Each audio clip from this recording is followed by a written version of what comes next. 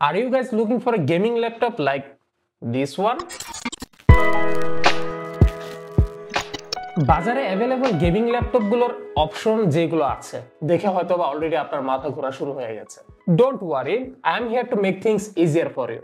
তো ল্যাপটপ কিনতে গেলে বাজারে আমরা বেশ কয়েকটা ক্যাটাগরির কথা শুনতে পাই, যার মধ্যে এই গেমিং ল্যাপটপটা হচ্ছে একটা স্বতন্ত্র ক্যাটাগরি, যার কিছু নিজস্ব ক্যারেক্টারিস্টিক্স আছে। যেমন এই ল্যাপটপগুলো দেখতে হবে মোটা সোটা, বড় এবং ভারী, অ্যান্ড স্পেশালি এই ল্যাপটপগুলো কুলিং এর দিকে বেশি ফোকাস করে।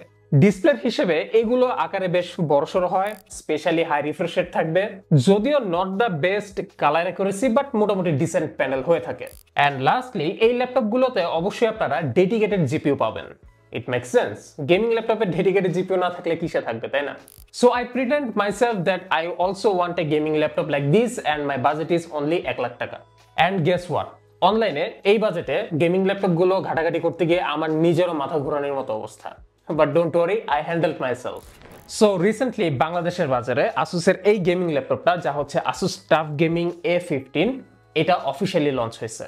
এবং এই A15 ভেরিয়েন্টের বেশ কয়েকটা হার্ডওয়্যার কম্বিনেশন আছে, যার মধ্যে আমার হাতে যেটা আছে এটার প্রাইস হচ্ছে 1,06,000 টাকার মতো, এবং এটার মধ্যে আপনারা পাচ্ছেন AMD Ryzen 5 7535HS processor, NVIDIA RTX 2050 GPU, যার VRAM হচ্ছে 4GB GDDR6, ডিসপ্লে প্যানেল পাচ্ছেন 144 Hz এর 15.6 ইঞ্চের ফুল এইচডি IPS, ব্যাটারি আছে 48 ওয়াট আওয়ার, এবং এটার ওজনটা হচ্ছে 2.3 কেজির মতো।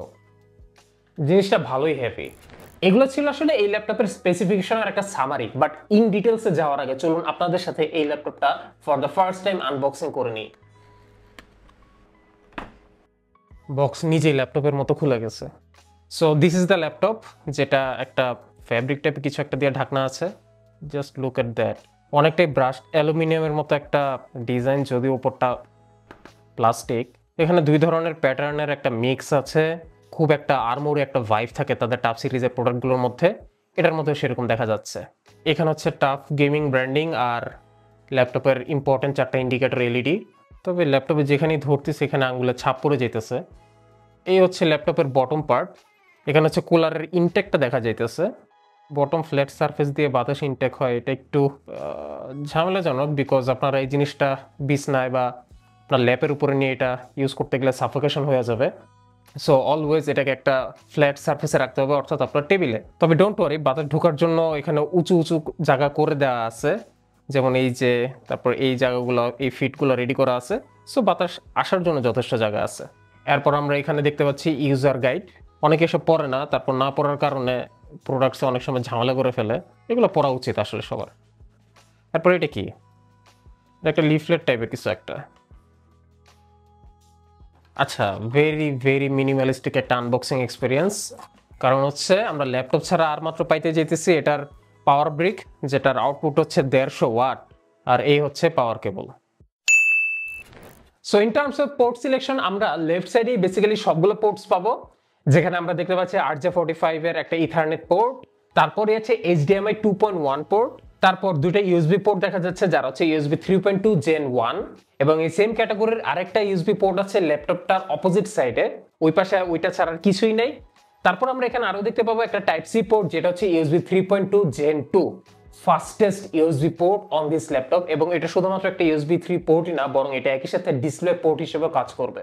তারপর এই পাশে যে 3.5 মিলিমিটার অডিও জ্যাক পোর্টটা দেখছেন, এটা হচ্ছে TRRS, অর্থাৎ ইয়ারফোন এবং মাইক্রোফোন কম্বো পোর্ট এটা। তো পোর্ট সিলেকশনটা আমার মতে বেশ ভালোই। ইনফ্যাক্ট এই ল্যাপটপের যে ভেতরকার অবস্থা, এটা আরো বেটার, বিকজ আপনারা চাইলে এই ল্যাপটপটাকে আপগ্রেড করতে পারবেন।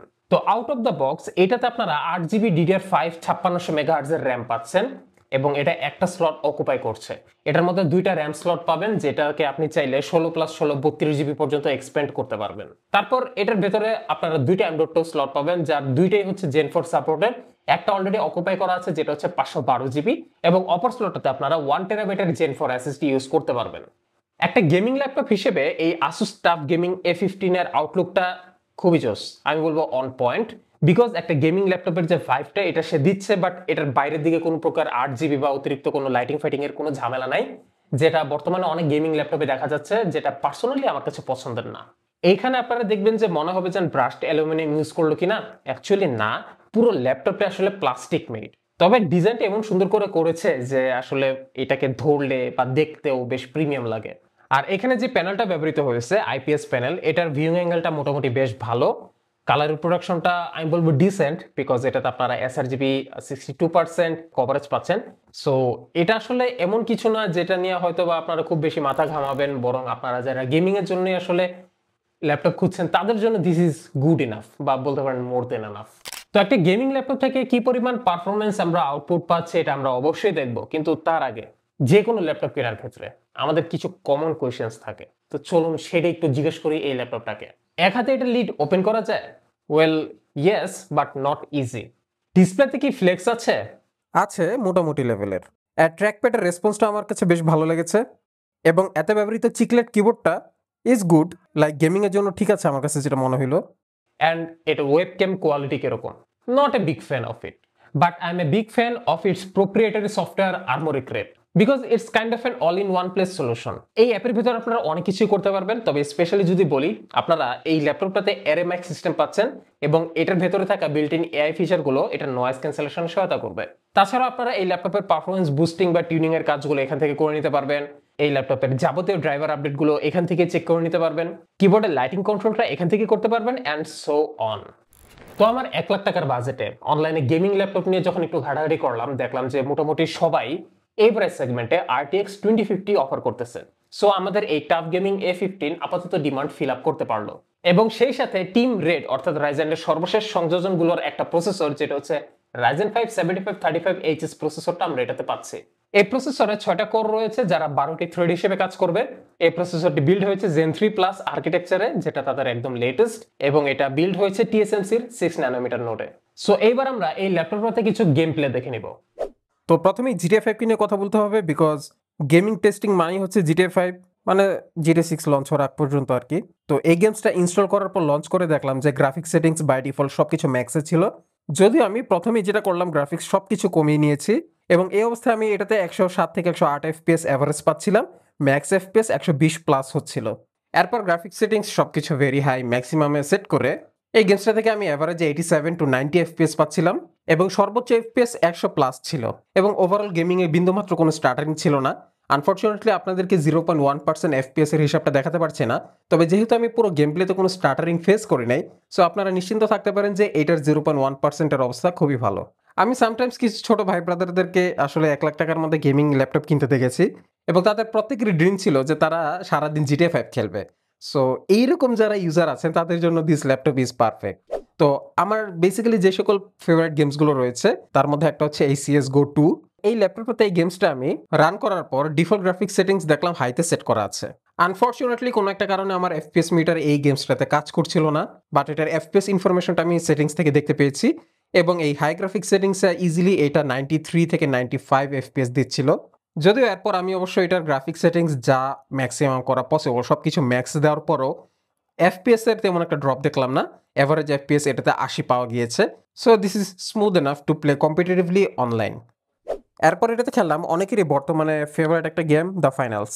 ইনস্টল করার পর বাই ডিফল্ট এই গেমসটা একদম লো গ্রাফিক্স সেটিংসে এই ল্যাপটপটাতে অন হয়, হুইচ ইজ ডিসঅ্যাপয়েন্টিং। মানে আমি আসলে ভাবতেছিলাম আর একটু বেশি অবশ্যই ডিফল্টভাবে থাকা উচিত ছিল। এনিওয়েজ, এই লো গ্রাফিক্স সেটিংসে আমি এটাতে 70, 72, 75 এরকম একটা FPS পাচ্ছিলাম। অ্যাভারেজে 70 FPS ধরতে পারেন, যদিও সামটাইমস FPS ড্রপ করে 50-এর নিচে নামছিল। কিন্তু ইন্টারেস্টিং ব্যাপারটা ঘটে গ্রাফিক্স সেটিংস অ্যাডজাস্ট করার পর। আমি এটা রে ট্রেসিং কোয়ালিটি এবং ওভারঅল কোয়ালিটি সবকিছুকেই এপিকে সেট করেছি। এরপরে যেটা হলো যে আসলে আমার এক্সপেকটেশন ছিল হয়তো বা পারফরমেন্স অনেক বেশি ড্রপ করবে, বাট তেমনটা হয় নাই। এমত অবস্থায় আমি এভারেজ FPS পাচ্ছিলাম 55, সর্বোচ্চ আমি 64 যেতে দেখেছি, এবং সর্বনিম্ন আমি ড্রপ করতে দেখেছি বিলো 30। সো সামটাইমস একটু স্টার্টারিং আছে। এরপর পাবজিকে নিয়ে কথা বলতে হয়। পাবজিটা আউট অফ দ্য বক্স একদম লো গ্রাফিক সেটিংসেই অন হয়েছে। তো সব কিছু লোতে থাকা অবস্থায় আমি এটাতে 80-82 FPS এর মতো এভারেজ পাচ্ছিলাম, তবে প্রচুর পরিমাণে স্টার্টারিং পাওয়া যাচ্ছিল। ফর সাম রিজন এই গেমসটা আমার 2,00,000 টাকার গেমিং পিসিতেও স্টার্টারিং মারে। প্রবাবলি এটা গেমের কোনো একটা ইস্যু। এরপর আমি গ্রাফিক সেটিংস সব কিছুকে একদম হাই করে দেওয়ার পর টেস্ট করে দেখলাম, এবং এভারেজে 60 FPS এর মতো পাওয়া যাচ্ছিল। কিন্তু ইন্টারেস্টিং ব্যাপারটা ঘটে যখন আসলে এটা গ্রাফিক সেটিংসটাকে আপনার স্ক্রিনে যেটা দেখতে পাচ্ছেন এভাবে সেট করার পর, অর্থাৎ আমি আমার নিজের মতো করে কিছুটা অ্যাডজাস্ট করে নিয়েছি, যেখানে কিছু হাই, কিছু মিডিয়াম, কিছু ডিসেবলড, তো এরকম গ্রাফিক সেটিংস অ্যাপ্লাই করার পর আমি যেটা দেখছি যে আমি তখন অ্যাভারেজে 85 to 90 FPS পাচ্ছি, যেখানে হাইয়েস্ট FPS 100 ছাড়িয়ে চলে যাচ্ছে। এবং এই সেটিংস আমি দেখলাম যে স্টার্টারিং পরিমাণ আগে থেকে অনেকটাই কমে গিয়েছে এবং ওভারঅল গেমটা প্লেয়েবল ছিল। সো গেমের ব্যাপারটা তো আমরা বুঝলাম, সেই সাথে চলুন আমরা কিছু বেঞ্চমার্ক অ্যানালাইসিসও দেখি। সো আপনারা মোটামুটি একটা ব্রড ধারণা পেয়ে যাবেন এই ল্যাপটপটা আসলে ঠিক কতটুকু ক্যাপাবল। সিনেবেঞ্চ R23 তে সিপিউর মাল্টিকোরের বেঞ্চমার্ক রেজাল্ট এসেছে 9304 এবং সিঙ্গেল কোরে 1418, যেটা আসলে এই লাখ টাকার যে আদার্স ল্যাপটপগুলো আছে এবং সেগুলোতে যে প্রসেসরগুলো ব্যবহৃত হয়েছে তাদের মধ্যে ওয়ান অফ দি বেস্ট একটা স্কোর এটা। গিগবেঞ্চ 6 এর রেজাল্টও বেশ ইমপ্রেসিভ, আমরা সিঙ্গেল করে পেয়েছি 1846, মাল্টি করে 6519। ইউনিজিন সুপার পজিশনের বেঞ্চমার্ক রেজাল্টসগুলো আপনারা এই মুহূর্তে তিনটা দেখতে পাচ্ছেন। 1080p মিডিয়াম সেটিংসে 8121 রেজাল্ট এসেছে এবং 1080p এক্সট্রিমে 2130। তো এই স্কোরের ব্যবধানটা দেখলে আপনারা বুঝতে পারবেন যে আসলে বেশিরভাগ ক্ষেত্রে আপনারা গেমসগুলোকে যদি একদম অ্যাবসোলুট ম্যাক্সিমাম গ্রাফিক্সে সেট করে খেলতে চান, সেক্ষেত্রে এই ল্যাপটপটার জন্য কিছুটা স্ট্রাগল হয়ে যাবে। বাট আপনারা যদি গ্রাফিক্সটা স্লাইটলি অ্যাডজাস্ট করে নেন তাহলে কিন্তু এটা খুবই ক্যাপাবল একটা ল্যাপটপ। এরপর আপনাদেরকে ইমেন্স প্রেশারের মধ্যে এটার সিপিইউ এবং জিপিইউর পারফরমেন্স, ক্যাপাবিলিটি এবং টেম্পারেচার কতটুকু করে সেটা একটু বোঝাতে চাই। যেমন 3D মার্কের টাইম স্পাইতে স্কোর করেছে 4341।